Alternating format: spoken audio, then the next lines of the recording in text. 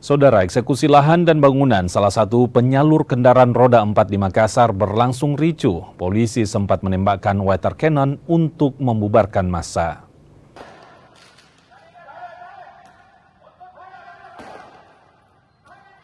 Eksekusi lahan dan bangunan dealer Mazda oleh Pengadilan Negeri Makassar di Jalan Veterani Kota Makassar diwarnai kericuhan. Bentrokan terjadi lantaran massa yang mencoba menggagalkan eksekusi diminta mundur oleh polisi. Untuk membubarkan massa, polisi terpaksa menembakkan meriam air. Berdasarkan permintaan dari Pengadilan Kota Makassar terkait mengenai masalah permintaan bantuan pengamanan pelaksanaan eksekusi hari ini, alhamdulillah sementara ini kita bisa saksikan berjalan dengan aman dan lancar. Bang, tadi kan juga ada sedikit perlawanan itu Bang, seperti apa Bang? Apa? Tadi ada sedikit perlawanan dari massa ini Bang. Jadi tentu memang ada perlawanan berdasarkan analisa intelijen kami, sehingga kami menyesuaikan kekuatan personil yang kami turunkan.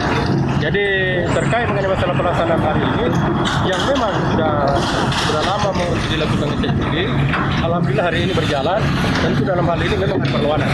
Oleh karena itu disesuaikan dengan kekuatan personil yang ada.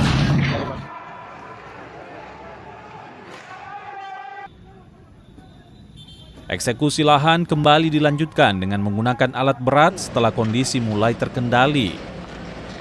Sebanyak 900 personil gabungan diturunkan saat eksekusi berlangsung. Hari ini eksekusi atas lahan Jalan Veterani Mazda. Itu berdasarkan penetapan Ketua Pengadilan Negeri Makassar untuk melaksanakan putusan Pengadilan Negeri Makassar nomor 15/2011.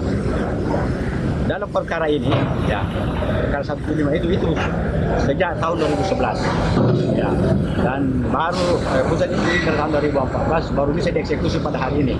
Eksekusi yang tidak berdasar dan beralasan. Kenapa? 2 tahun yang lalu pernah dilakukan eksekusi, kami mengatakan keberatan bahwa eksekusi itu objeknya tidak sama.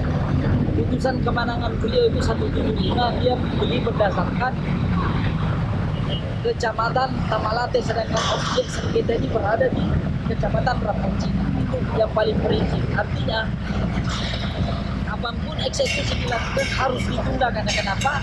Non eksekutable tidak akan ketemu objek yang mau dieksekusi itu di Kecamatan Tamalate, sedangkan objek yang berada sekarang di Rapanci.